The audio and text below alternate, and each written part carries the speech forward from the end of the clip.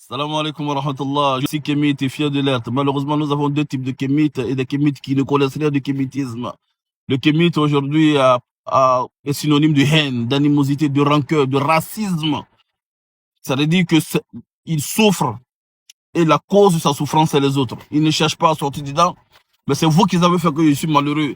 Ça veut dire qu'il vit dans le passé, il ne cherche pas à construire l'avenir en s'appuyant sur les efforts d'aujourd'hui. Mais il vit dans le passé, il souffre avec le passé parce que ça le console.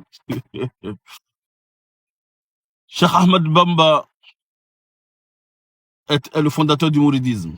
L'un de ses disciples, tiens-toi bien, l'un de ses disciples est l'un des maîtres fondateurs du kémitisme.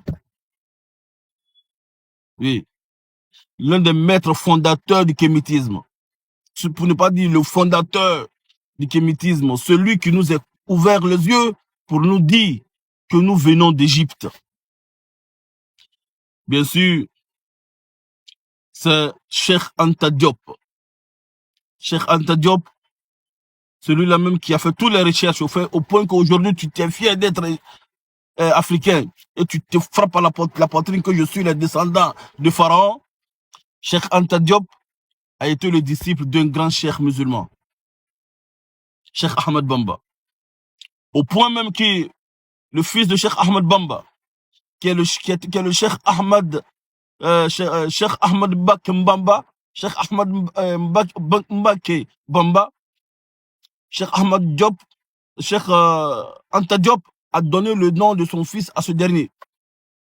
Qui aujourd'hui, Cheikh Mbake Diop, l'un des plus grands écrivains, des plus grands savants de sa génération, aujourd'hui qui a écrit beaucoup de livres sur son père.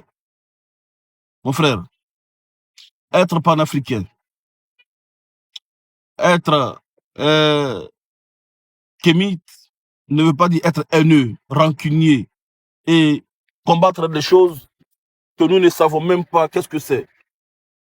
Tu es libre d'être musulman ou de ne pas être musulman, mais tu n'es pas libre d'insulter les musulmans ou de cracher sur les valeurs des autres. Tu es libre d'accepter les religions que tu veux, mais tu n'es pas libre de dénigrer les autres. Parce que là où tes droits s'arrêtent, c'est aussi tes devoirs s'arrêtent ou tes droits s'arrêtent, c'est là-bas là où aussi le droit des autres commence.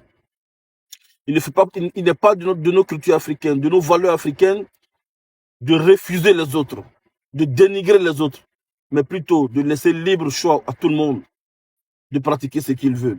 Et si tu veux combattre, sois intellectuel et sois rationnel et ne sois pas animal. Salam alaikum wa rahmatullah, bientôt une vidéo, Inch'Allah.